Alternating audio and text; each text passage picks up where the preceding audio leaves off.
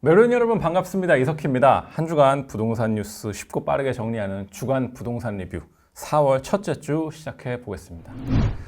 우선 첫 번째 뉴스, 아벼목성 토허제 재지정입니다. 예상된 수순이었죠. 아벼목성이 이번 달 26일 날 토허제가 만료될 예정이었는데 이게 다시 1년 연장됐습니다. 1년을 더 연장해서 재지정하겠다고 서울시가 이번 주에 발표를 했습니다. 이로써 이제 아벼목성 토허제는 5년째로 접어들게 됩니다. 2021년 4월 27일에 최초 지정을 했거든요. 근데 요거를 1년 단위로 재지정을 4차례나 해서 5년 차에 접어들게 됐고, 이 아벼목성이 계속 묶어두는 이유가 있죠. 물론 당연히 강남 3구 용산 전역이 묶여 있는 상황에서 여기만 푸는 것도 말이 안 되긴 하지만, 최근에 이제 또 압구정 신현대가 전용 면적 183제곱이 92억 원의 신고가를 기록하기도 했습니다. 압구정은 뭐 재건축만 된다면 대한민국에서 가장 비싼 아파트가 될까 이제 자명한 지역이기 때문에 묶어둘 수밖에 없고, 성수, 목동 마찬가지입니다. 여의도도 그렇고 투기 수요가 유입될 가능성이 많다라고 정부 입장에서 판단하고 있는 상황이고, 가격도 실제로 그렇게 보여지고 있기 때문에 계속해서 지정이 되고 있습니다.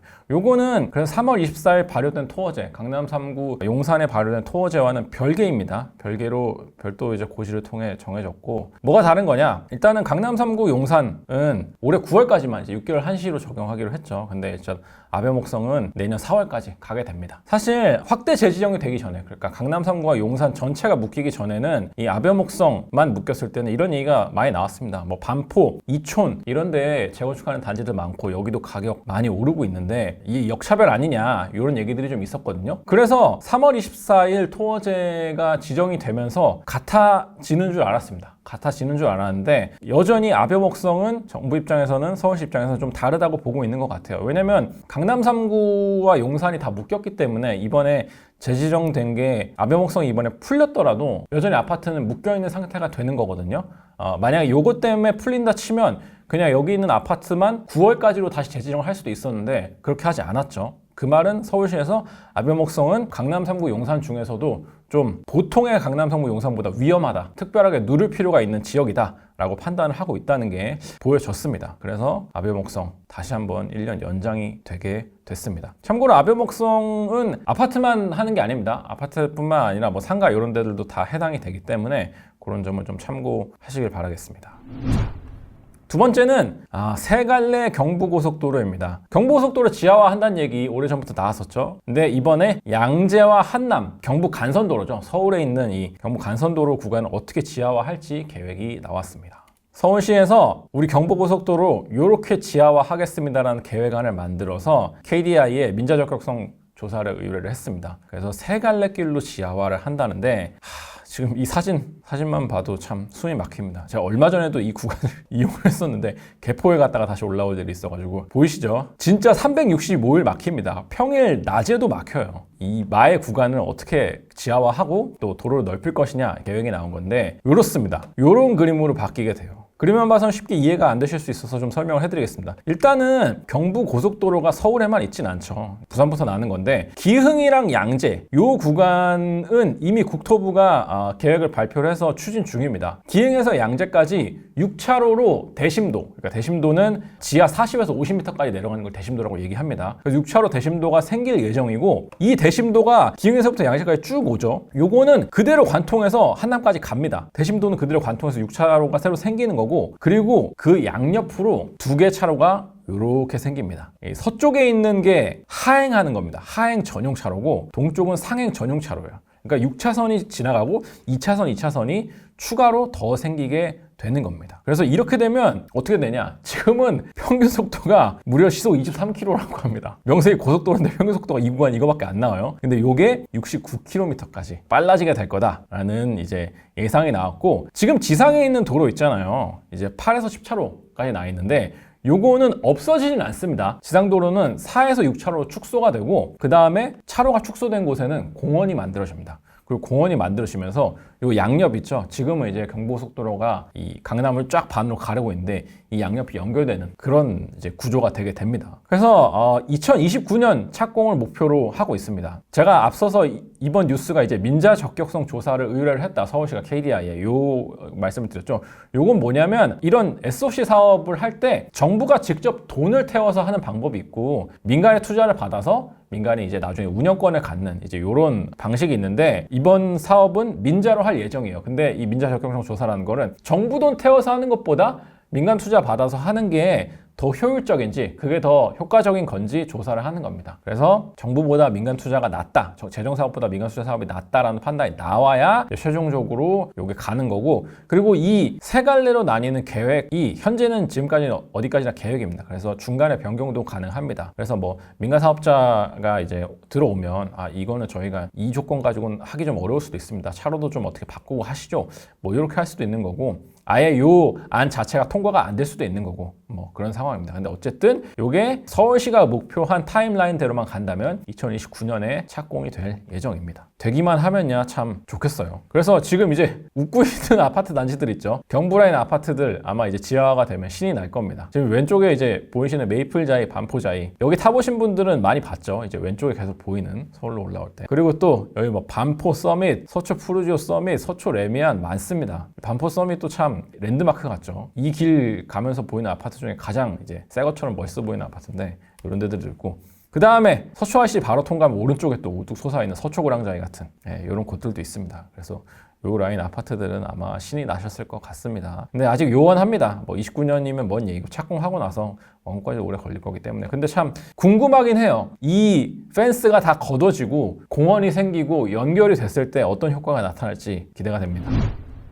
세 번째는 전세도 사실상 DSR 6월부터 소득 본다 요건데, 요건 어떤 얘기냐. 자, 여러분 이번에 집값이 급등하면서 토어제가 확대 재지정 됐을 때 토어제만 있었던 게 아니죠. 플러스 알파로 이제 여러 가지가 나왔었는데 금융 관련된 규제 중에 요게 있었습니다. 허그 전세자금 대출 보증 책임 비율 하향 일정을 5월로 조기화한다. 그러니까 지금 전세자금 대출이 많이 나와서 전세값이 과하게 오른 경우, 이게 장기적으로는 집값에도 영향을 주고 있다고 정부는 판단을 하고 있는 거죠. 그래서 요거를 좀 관리할 필요가 있다라고 해서 전세자금 대출 보증 책임 비율 하향은 사실 1월 달에 나왔던 뉴스입니다. 1월 달에 나왔고 저희가 주부리에서도 다뤄드렸었는데 요게 7월로 예정돼 있던 게 5월로 조기화가 됐죠. 그래서 요걸 짧게 살펴보고 가면 일단 허그 전세 보증 기준을 말씀드리면 전세금의 80%까지가 한도고, 이 한도에서 보증 비율이 원래는 100%입니다. 이 한도의 100%를 다 보증을 해줬었는데 요거를 90%로 낮추겠다, 이런 내용이죠. 그래서 이게 보증 비율입니다. 요 80%가 보증 한도고, 그래서 결국에는 결과적으로 대출 한도의 축소가 되는 거죠. 그래서 전세금의 한 8% 정도가 대출에서 감소하게 되는 그런 효과가 있는데 요걸 7월에서 5월로 앞당긴 거고, 그 다음 이게 끝이 아닙니다. 이게 이제 오늘 할 얘기인데, 전세 보증 대출 때 상환 능력도 보겠다. 요것도 뉴스가 나왔던 거예요. 나왔던 건데 요걸 이제 6월부터 실시하겠다라고 시점이 구체적으로 정해졌습니다. 어떻게 하겠냐? 지금도 사실 대출할 때 소득은 보죠. 근데 은행에서 보는데 이제 보증을 서줄 때도 허그에서 차주의 소득을 보겠다라는 겁니다. 보증이 안 나오면 은행에서 대출 심사도 까다로워지죠. 그래서 한도 자체가 줄어들 수도 있고 금리가 좀 높아질 수도 있습니다. 그래서 허그에서 보증을 서줄 때 소득을 보고 그 다음에 기존에 있는 대출도 보겠다는 겁니다. 그러니까 사실상 DSR인 겁니다. DSR이 연소득에서 전체 대출이 차지하고 있는 원리금의 비중이죠. 너가 상환 능력이 1년 동안 계속 갚을 능력이 되냐, 이걸 보는 건데 소득도 보고 대출도 본다. 전세 보증도 DSR처럼 하겠다는 얘기입니다. 그리고 사실 전세 보증이 결국에는 전세 대출, 은행의 대출로 이어지기 때문에 사실상 이제 전세 대출에도 DSR이 적용되는 것처럼 보이는 그런 상황입니다. 그래서 이거를 얼마나 깐깐하게 볼지가 관건일 텐데 이게 아직은 공개되지 않았습니다. 허그에서 이걸 공개하진 않았어요. 근데 이달 중순에 홈페이지에서 얼마나 줄어들지 시뮬레이션 할 수 있는 이걸 만들어 놓는다고 하거든요. 그래서 이게 어떻게 될지가 좀 궁금합니다. 어떤 기사에 보면 뭐 국토부 관계자를 인용해서 이런 표현도 있더라고요. 월소득이 1,000만 원이 넘어가면 변동이 없을 거다 하신 멘트가 있던데, 이거는 저희가 확인이 돼서 제가 넣진 않았습니다. 근데 월소득 1,000만 원이 흔하진 않죠. 반대로 얘기하면 월소득 1,000만 원 미만이면 줄어들 수 있다. 뭐 이렇게도 들리긴 하는데 아직 확정되진 않았기 때문에 요거는 실제로 어떻게 볼지 나오면 다시 한번 주부리에서 다루도록 하겠습니다. 그래서 전세도 점점 더 받기가 어려워지는 게 5월 그리고 6월 연달아 저희한테 닥친 상황입니다. 근데 요즘 전세값이 사실 심상치가 않습니다. 물론 강남 얘기입니다. 강남 3구, 뭐 강동구 요런 데 이야기인데 아무래도 이제 토호제 때문에 전세 매물이 잠길 거라는 예측이 나오고 그리고 실제로 그렇게 될 거기 때문에 이미 지금 전세가 높게 계약되고 있는 상황이고 앞으로는 이게 좀 더 심화될 수 있는 그런 상황이다라는 내용의 기사입니다. 그래서 올해 서울 아파트 입주 물량은 그렇게 적진 않습니다. 근데 내년에 상당히 적어지기 때문에 그 영향도 장기적으로 좀 미칠 것 같습니다. 그래서 최근에 전세값은 지금 이런 상황입니다. 뭐 보시면 레미안 원베일리 국평 전세가 23억, 60억 찍은 단지니까 전세가율로 따지면 그렇게 높진 않을 텐데 근데 60억은 어쨌든 한강뷰고 요거는 아무래도 뭐 그거보다는 좀 실제로 가치가 낮은 뭐 한 4, 50억 정도 되는 그럴 텐데 그래도 장난 아니죠. 가격이 전세가 23억이다. 뭐 올림픽파크 포레온 84도 11억 5천만 원, 아리팍 대형도 뭐 이렇게 38억, 사업팰리스도 33억 이렇게 가고 있습니다. 근데 어쨌든 강남 전세값이 오르면 집값과 마찬가지로 다른 곳으로 또 퍼져나갈 수 있는 거기 때문에 요건 좀 예의주시할 필요가 있을 것 같습니다.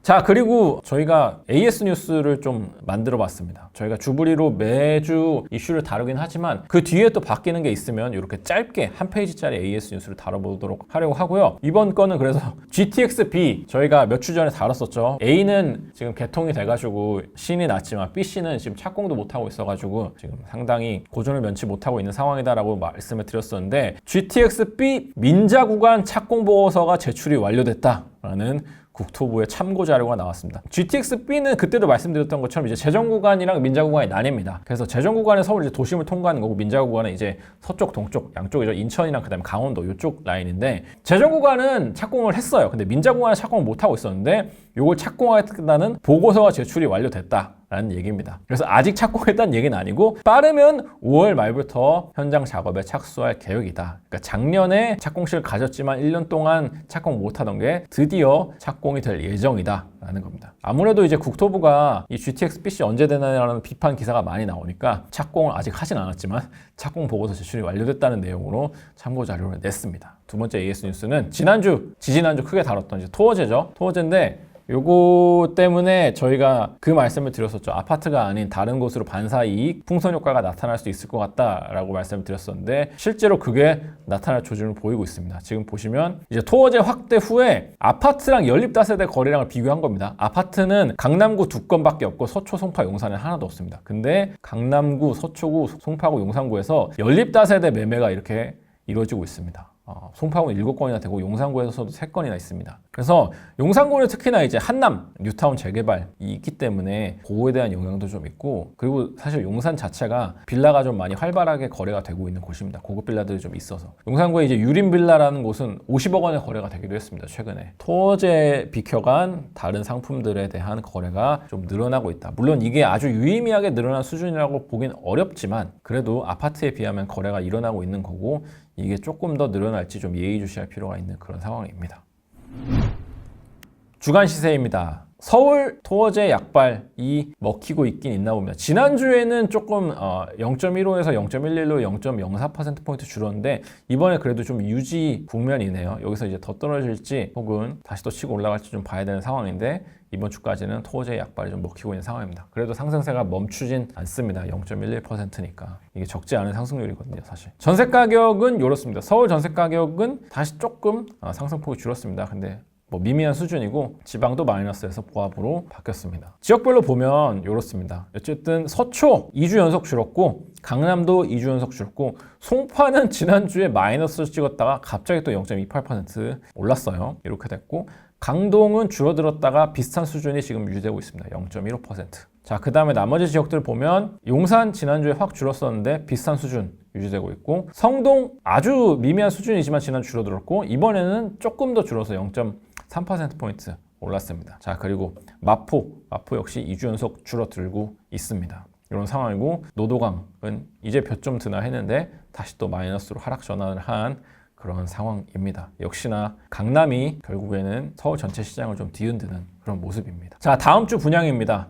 다음 주 분양은 역시 뭐 별거 없습니다. 역시나 지방은 시장이 좋지 않기 때문에 서울에서는 나올 게 정해져 있고 그래서 이런 상황이고 눈여겨보실 만한 거는 이제 동탄에 동탄역 금강 펜트리움 더 시글로라는 단지가 취소 재공급으로 나왔고 그다음 인천 송도에 힐스테이트 송도 더 스카이라는 것도 나왔습니다. 동탄역 금강 펜트리움은 투룸짜리라서 아파트라고 보긴 좀 어렵고 주상복합이거든요.